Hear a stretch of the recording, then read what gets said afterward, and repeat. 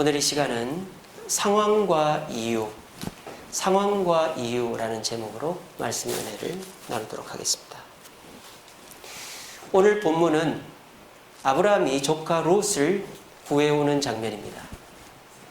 지금에서야 우리는 아브라함이 믿음의 조상이요 이스라엘의 조상이라는 것을 알고 대단한 사람이라는 걸 알지만, 이때 당시만 해도 하란 땅을 떠난 나그네에 불과한 소수민족이었습니다. 난민이었죠. 근데 같이 나온 난민 중에 하나인 롯이 조카인데 잡혀간 거예요.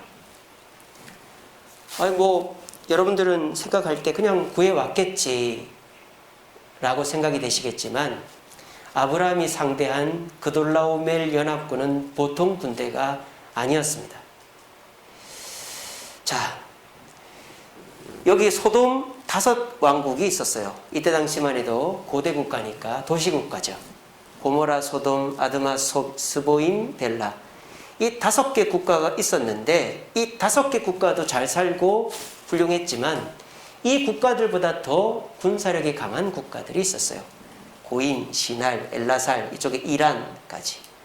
자, 여기가 비옥한 초승달 지역이잖아요. 그래서 메소포타미아 문명이 여기서 생겼지 않습니까? 그래서 이쪽이 고대 문명이 발달했는데 이쪽에 있는 문명이 훨씬 더 강력했던 거죠.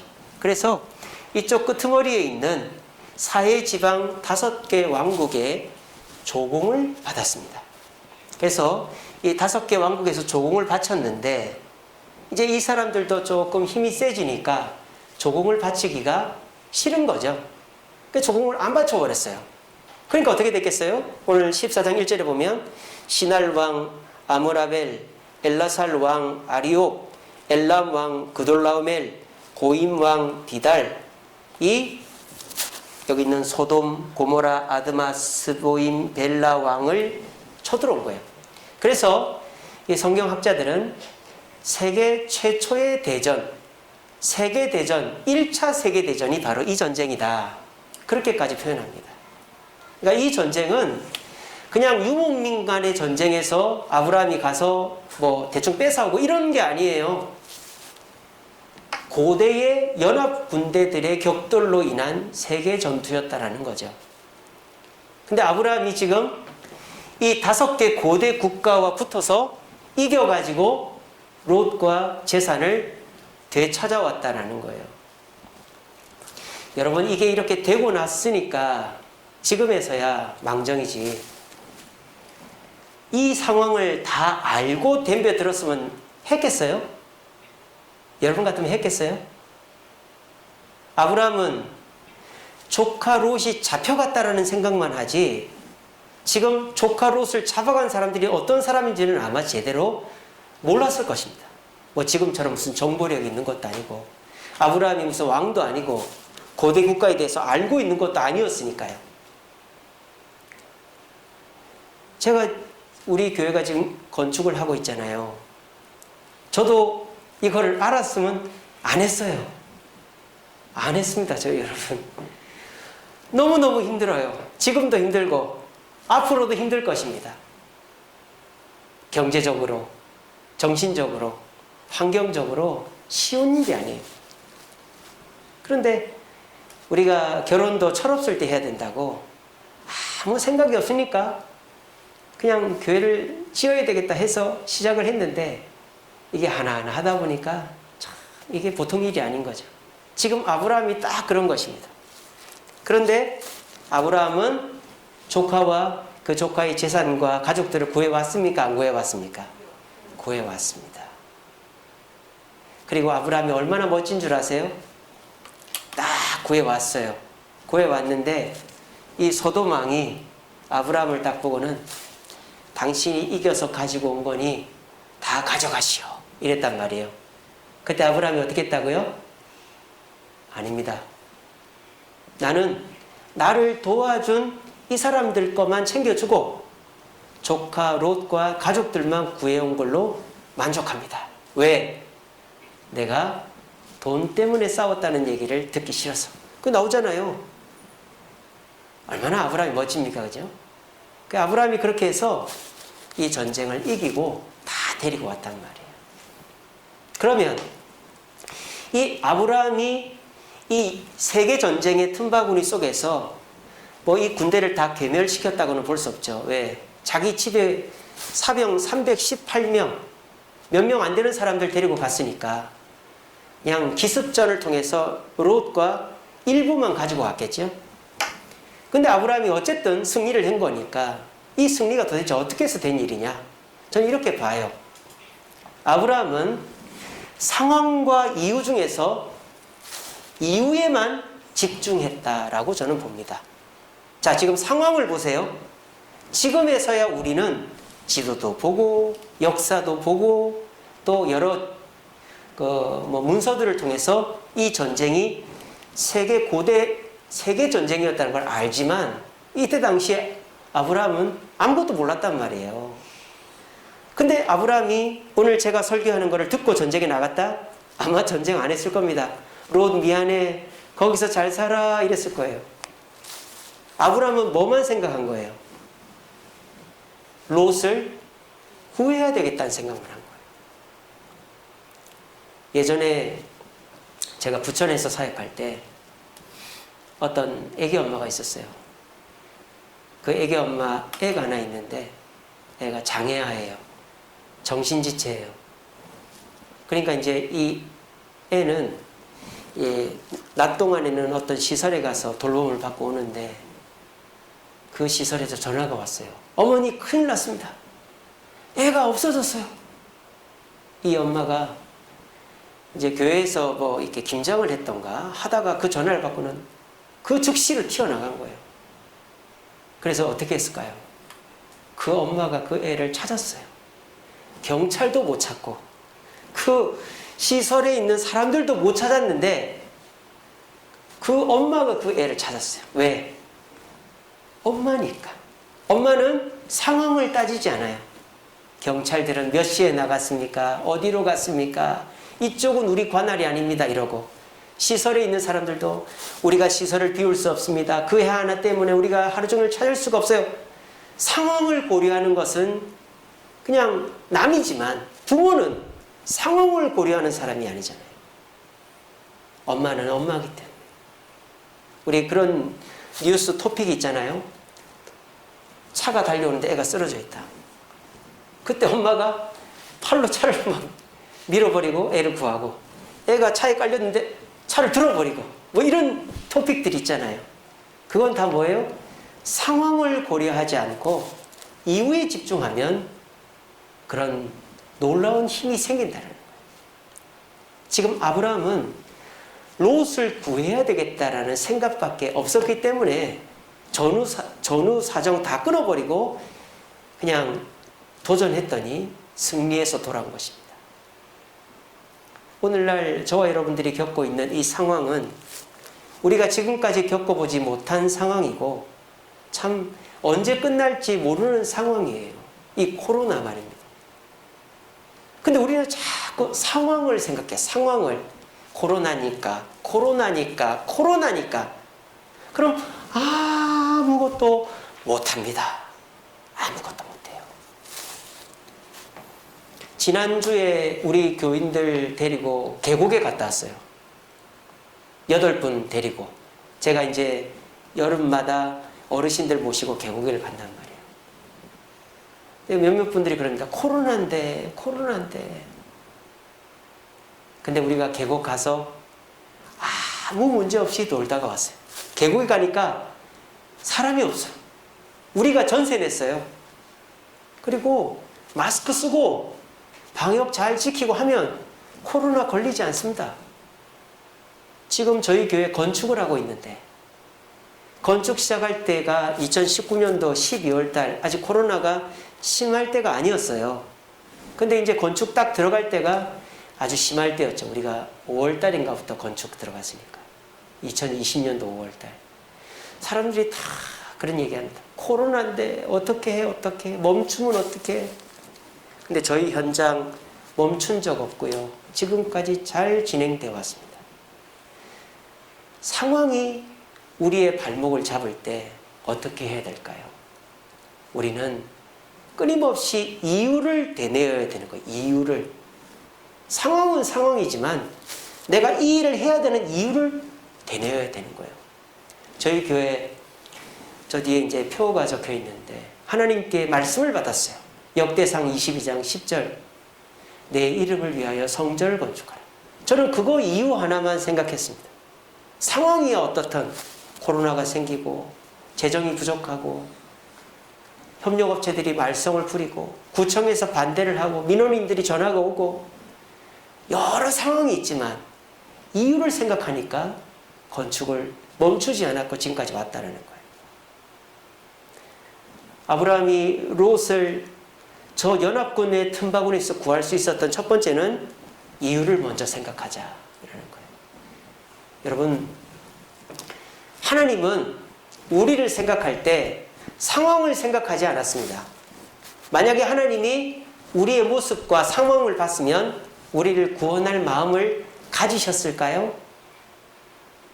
인간들이 얼마나 타락했고 형식적으로 유대인들이 예배드리고 아무도 제대로 더 하나님을 경배하지 않았는데 칠흑같이 어두운 밤 아무도 환영하지 않는 그 베들레헴 마구간에서 예수님이 태어나셨어요. 그 이유는 무엇입니까? 하나님이 우리를 구원하시기 위한 이유 하나밖에 없었던 거예요. 하나님은 상황을 고려하는 분이 아니라 이유를 생각하신 분이다. 그것 때문에 우리는 구원의 기회를 얻을 수 있었다. 예수님도 십자가에 달리는 것만큼은 주저주저 하셨는데 상황을 따지지 않았죠. 아버지의 뜻을 이유를 따지니까 십자가를 지고 십자가 사역을 완성할 수 있었던 것입니다. 오늘 이 자리에 계신 저와 여러분들 상황을 무시하라는 것이 아닙니다. 상황이 엄중하고 우리는 정부의 방역 지침을 지켜야 합니다. 그리고 우리가 마스크도 잘 쓰고 또 손발도 잘 닦고 해야 됩니다. 하지만 그 상황에 발목이 잡혀서는 안 됩니다. 상황이 엄중하더라도 내가 반드시 해야 될 일은 해야 되는 거예요.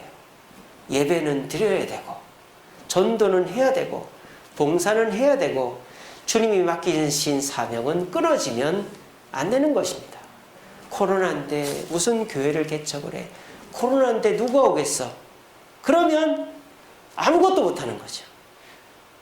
코로나지만 사람은 교회를 필요로 하고 코로나지만 주님 앞에 나오고 싶은 사람은 반드시 있습니다.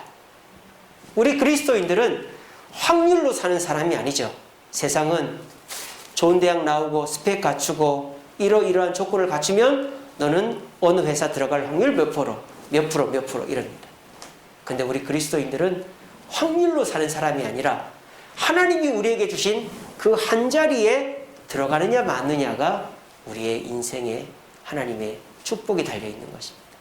여러분, 세상의 말에 확률에 귀 기울이지 마시고 하나님이 이것이 옳다라고 하면 상황에 상관없이 그 일을 추구하시기 바랍니다.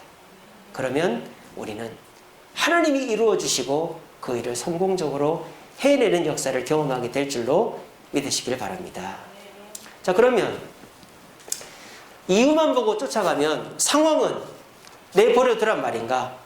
그 상황이 해결되는가?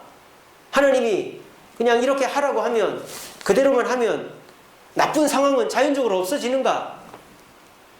내가 예배 드린다고 암이 낫고 직장이 잘 되고 자녀가 속썩이던 자녀가 말 잘 듣는가? 그렇지 않죠. 그럼 목사님 어떻게 하란 말입니까? 상황은 하나님께서 대처하게 하신다라는 거예요. 상황에 발목을 잡히지 말고 이유를 쫓아가면 상황은 하나님이 해결해 주신다는 것입니다. 기드온을 우리가 예를 들어보면 그렇죠. 기드온에게 있어서 이유가 하나 생겼어요. 뭡니까? 여룻바알이죠. 기드온의 별명 여룻바알, 이게 무슨 뜻입니까? 바알을 무너뜨린 자. 근데 기드온은 원래 어떤 사람? 겁쟁이. 미디안 사람들이 곡식을 뺏어가니까 자기 먹을 곡식을 자기 혼자 먹으려고 쫙 구석에 가서 포도즙 자른 틀에서 몰래 곡식을 빻아서 집에 가져가서 반죽해서 빵을 만들어 먹던 겁쟁이가 기드온이었다 이 말이에요. 그런데 천사가 나타나서 용사라고 하고 또 아버지가 관리하는 그 신상을 깨뜨려서 여룻바알이라는 칭호를 받으면서 하나님이 명령을 하죠. 이스라엘을 구원하라. 미디안을 물리쳐라. 그런데 기드온은 상황적으로 볼 때 아무것도 준비가 되어 있지 않단 말이에요. 미디안은 수만의 군대고 이스라엘이 어셈블리 아미 했더니 32,000명이 모였어요. 근데 하나님은 그것도 많다. 자, 보세요. 우리가 생각하는 상황 대처법과 하나님이 생각하는 상황 대처법 다르죠? 우리는 32,000명이면 많아요, 작아요? 작잖아요, 미디안 군대에 비하면. 그러면 하나님 작습니다 해야 될 건데 하나님은 그게 많다는 거예요. 줄이라는 거예요. 어떻게 합니까? 겁쟁이들은 가라. 22,000명이 집에 갔어요. 10,000명 남았습니다. 하나님 그것도 많다 적다? 많다. 아니 10,000명이 많대요. 어떻게 해라? 물을 먹여봐라. 머리를 쳐박고 먹는 사람은 보내고 손으로 떠먹은 사람만 남겨라. 뭐 손으로 떠먹은 사람이 뭐 어떻게 잘해서가 아니라 적은 숫자를 남긴 거죠. 300명 됐다. 300명 갖고 싸워라. 근데 이겼다 이 말이에요.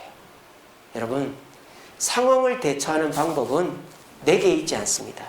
오히려 내가 어줍지 않게 어떻게 하려다가 문제가 더 꼬여버리는 거예요.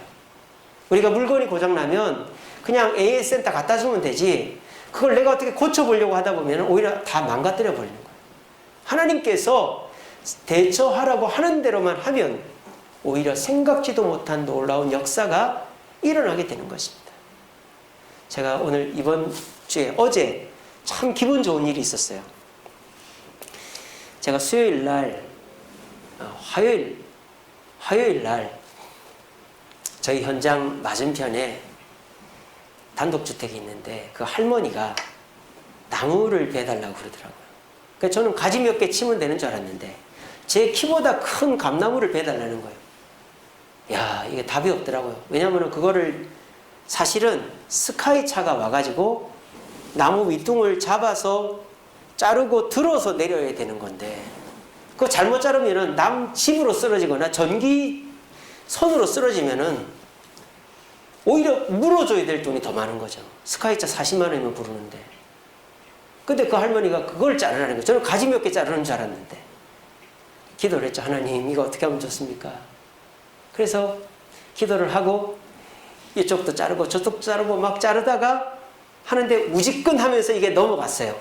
가지 두 개를, 큰 가지 두 개를 자르는데 하나는 옆집으로 쓰러졌어요. 야, 큰일 났습니다. 다행히 옆집 2층 베란다에 걸친 거예요. 그 옆집에서 난리가 난 거죠. 웬 소리야? 과당 했으니까. 근데 나와보니까 아무것도 깨진 건 없어요. 그러니까 좀 조용히 하세요. 이러고 들어갔어요. 그래서 그걸 살살 당겨가지고 이 마당에다 놨어요. 이제 두 번째 가지를 쓰러뜨려야 되는데 이건 더 큰 거예요. 이리 자르고 저리 자르고 하는데 이게 어디로 쓰러졌느냐? 아까 이제 우리가 첫 번째까지 쓰러뜨린 그 위로 쓰러진 거예요. 그러니까 완충제가 있었던 거죠. 그래가지고 잘라내고 가지 다 치고 그렇게 했어요. 2시간 반을. 제가 뭐 힘든 일 잘 안 하는데 죽는 줄 알았습니다. 저희 집사람이 물 안 갖다 줬으면 탈진했을 거예요. 그리고 이제 할머니한테 할머니 좀 시끄러워도 이해해 주세요. 잘 부탁드립니다. 그렇게 인사했어요. 자, 이게 중요한 게 아니고 그렇게 했는데 어제 제가 현장에 갔다가 오는데 그 할머니 집 옆에 빌라 집주인 할아버지가 있어요. 머리가 허연 할아버지. 그 할아버지가 얼마나 무서운 할아버지냐면은 맨날 나와가지고 싸웁니다. 현장 사람들이랑. 근데 그 할아버지가 저한테 목사님 저 좀 봅시다 그러는 거예요. 요즘은 마스크를 쓰고 있으니까 표정을 모르겠어요. 화가 났는지. 그래 이러오라 그래가지고 머리가 허연 70 먹은 할아버지니까 또 갔더니 그 할아버지가 목사님 이 왜 그렇습니까? 그러는 거예요. 제가 여기가 땀이 나면 이렇게 피부가 좀 희게 버진 핀 것처럼 돼요. 피부가 좀 안 좋아가지고. 아, 이거 땀이 나서 그렇습니다. 근데 그 할아버지가 제 옷을 막 털어주는 거예요. 옷에 먼지가 많네. 뭐 한 대 때리려고 그러나. 그러면서 생긴 거는 꼭 내 막내 동생 닮았네 막 그러는 거예요. 그러면서 그 할아버지가 저한테 뭐라 그러냐, 내가 뭐라 하는 건 아니고 언제 끝나느냐, 난 빨리 잘 끝났으면 좋겠다. 뭐 내가 뭐 목사님한테 뭐 싫은 소리 한 적 있냐, 싫은 소리 한 적 많거든요. 근데 싫은 소리 한 적 없지 않느냐, 목사님 앞으로 잘 지내자. 제가 그때 느낀 게 뭐냐면 이 동네 사람들의 마음이 나뭇가지를 베준 걸로 많이 돌아섰구나 하는 걸 느꼈어요. 그러니까 저는 그 동네 사람들을 우리 교회랑 친하게 하는 방법이 뭐 명절날 과일을 돌린다든지 뭐 떡을 돌린다든지 그런 방법이라고 생각을 했거든요. 근데 난데없이 그 할머니가 나무를 베달라고 하는데 저는 한 번도 베본 적이 없고, 근데 3층 높이 가는 사다리를 우리가 현장에 사놨단 말입니다. 그거를 타고 올라가서 나무를 죽을 똥 살똥 뱄단 말이에요. 근데 그게 그 상황을 바꿔놓을 줄은 저는 꿈에도 몰랐다는 거예요. 하나님이 그렇게 역사하시는 거예요. 그러므로 우리는 이유만 생각하면 된다. 교회는 지어야 되고 준공을 받아야 되고, 교회가 없던데 교회가 들어서니까 당연히 동네 사람들은 집값 떨어지고 복잡하고 시끄러우니까 싫어하겠죠. 그러니까 그걸 이상하게 생각하지 않고 하나님께서 대처하라고 하는 대로 나무 베달라고 하면 베주고 인사하라고 하면 하고 하라는 거죠. 그러면 하나님이 그 사람들의 마음을 움직여 가신다는 거예요.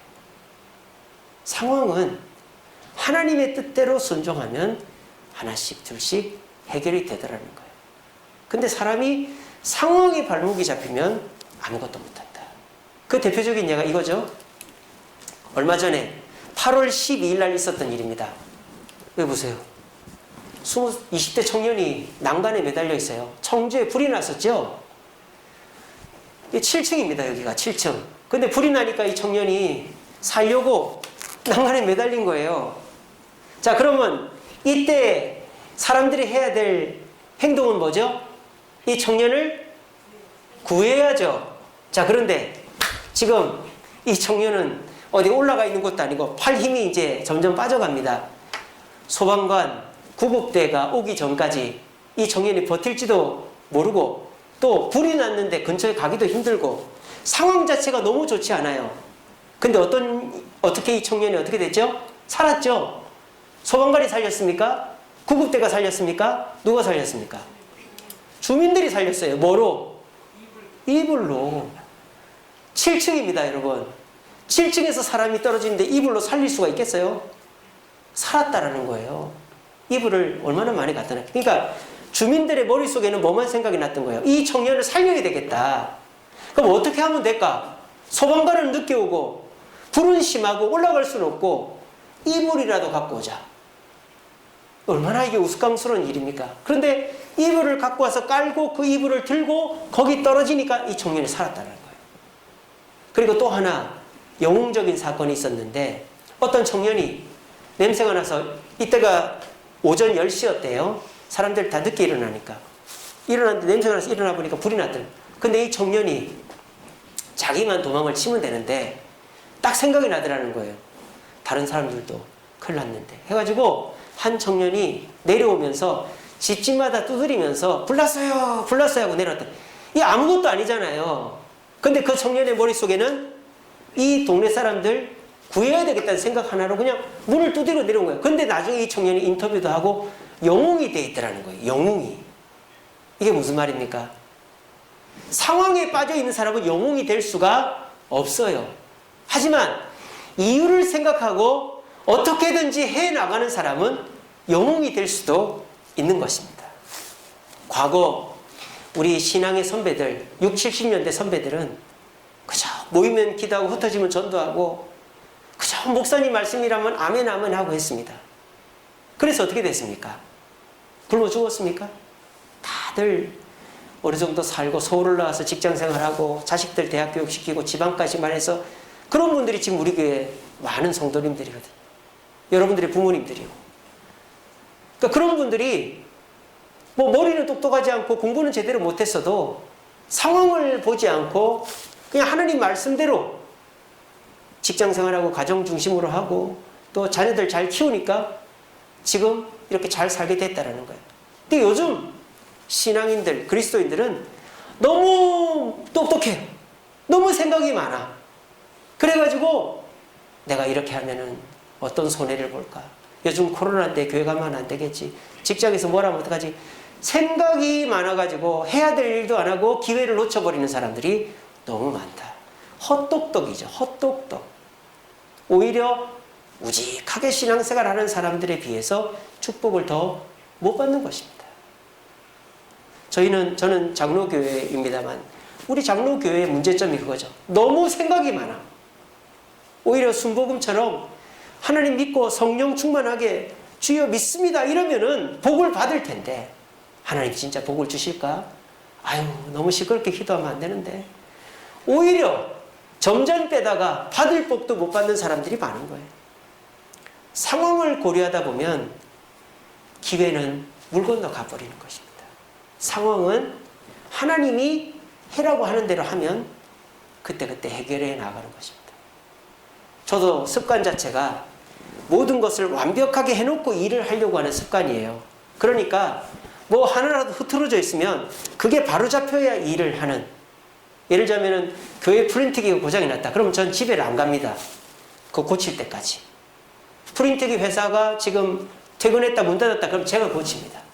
그래서 프린트가 하나 잘 되면 집에 갑니다. 그러니까 제가 얼마나 피곤하겠어요. 여러분 생각해 보세요. 대신에 우리 가족들이나 교인들은 좋죠. 그만큼 제가 철저하니까 저는 피곤한데 제 주변 사람들은 좋아요. 근데 제가 그 성격을 이번 교회 건축하면서 뜯어 고쳤어요. 왜?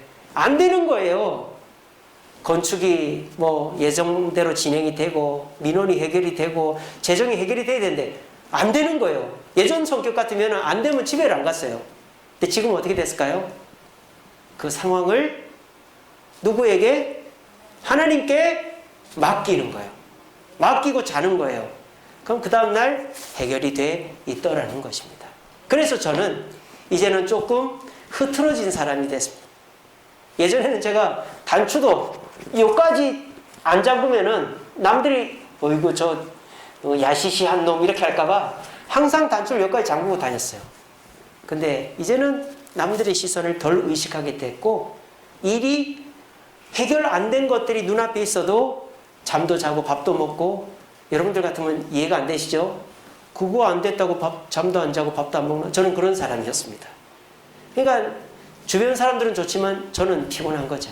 근데 이번 교회 건축을 하다 보니까 내가 아무리 잘한다고 해결 안 되는 일들이 많더라고요. 그래서 에라 모르겠다. 하나님께 맡기자. 상황을 하나님께 맡기고 교회는 하나님이 지으라고 했으니 지어지겠지. 그렇게 하니까 희한하게 되더라고요. 오늘 이 자리에 계신 저와 여러분 뭐 저 같은 성격이 있으신 분들도 계실 거예요. 그런 분들일수록 자기를 힘들게 하고 있을 것입니다. 여러분 그러지 마시고 이유만 생각하세요. 그래 나는 부모다. 나는 어느 교회 성도다. 집사다. 장로다. 나는 어느 직장의 직원이다. 그러니까 나는 이 일을 해야 된다. 근데 상황이 안 좋다. 어떡하지? 상황은 차차 해결이 되겠지. 이 일을 하는 데만 집중하자. 하다 보면 기회가 생기고 또 지혜가 생겨서 그 문제를 해결하는 것입니다. 그렇게 하다 보면 남들이 놓치는 상황이 오더라도 우리는 영웅이 되고 의인이 되고 성공할 수 있는 기회가 오는 것입니다. 지금 코로나라서 교회 건축도 안 하고 개척도 안 하고 다들 올스톱 돼 있어요. 오히려 이럴 때 하나님을 믿고 하나님의 뜻을 받아서 상황 고려하지 않고 나가는 자가 기회를 잡을 줄로 믿으시기를 바랍니다. 말씀을 맺겠습니다. 우리 같이 읽겠습니다. 시작. 다니엘은 뜻을 정하여 왕의 음식과 그가 마시는 포도주로 자기를 더럽히지 아니하리라 하고. 자, 이게 다니엘의 결정이었죠. 왜? 율법에 우상에게 바쳐진 재물을 먹지 말라고 되어 있으니까. 그러니까 다니엘은 뜻을 정했어요. 이유를 정했다 이 말이에요. 우상의 재물을 먹으면 안 된다. 왜? 하나님 먹지 말라 했으니까. 자, 그런데 상황은 그거를 먹어야 돼요. 왜? 포로로 끌려왔고 안 먹으면 죽습니다. 자, 그러니까 어떻게 합니까? 그 상황을 하나님께 기도하며 해결합니다. 환관장을 찾아갔죠. 우리는 하나님을 믿는 백성인데 이 고기 음식들을 못 먹습니다. 황관장님 이해해 주세요. 황관장이 뭘 했을까요? 그래 먹지 마라 했을까요? 안 돼. 너희들 그거 안 먹어서 피골이 상접해지면 내 목이 날아가. 먹어야 된다. 황관장이 노했어요. 자, 이러면 어떻게 해야 됩니까? 포기를 해야 될 거 아니에요. 다니엘이 안 되겠다. 이건 어쩔 수 없고 다른 거 잘하자. 근데 다니엘은 포기를 했습니까? 안 했습니까? 포기를 안 했습니다. 그러면 다니엘이 어떻게 했죠? 여러분 성경을 자세히 보셔야 돼요. 황관장을 또 찾아간 게 아니에요. 이미 황관장은 노했단 말이에요. 근데 황관장한테 가서 떼써봐야 안 되는 거예요. 그러니까 하나님이 다니엘에게 지혜를 주셨어요. 여러분 성경을 자세히 보세요. 감독관을 찾아갑니다. 황관장 밑에 감독관. 다른 사람을 찾아간 거예요. 다니엘은. 그리고 조건도 바뀌었어요. 과거에는 아예 안 먹는다고 했는데 그 감독관에게 가서는 8일 동안 열흘 동안 물과 채소만 먹을 테니 안 먹는다고도 안 해요. 물과 채소를 먹을 테니 다른 젊은 사람들과 비교해서 우리 얼굴이 안 좋으면 우리가 고기를 먹겠다. 하지만 좋으면 계속 우리는 물과 채소만 먹게 해달라. 그러니까 그 감독관이 오케이 한 거예요. 그래서 다니엘과 세 친구가 하나님께서 먹지 말라는 것을 안 먹는 그 결심을 지키고 목숨도 그 상황도 해결한 것입니다. 상황을 해결하는 방법은 우리에게 있지 않아요.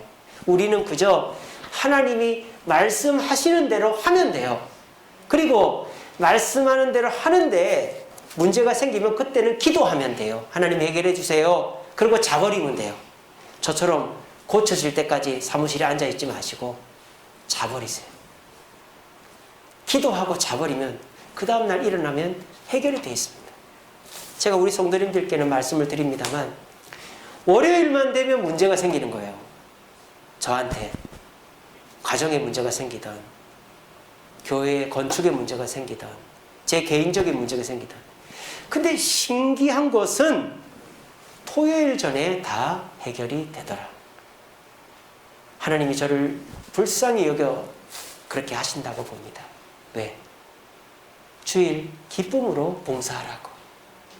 저는 사실 주일 예배에서 은혜를 받기보다 주일 예배 전에 은혜를 받습니다.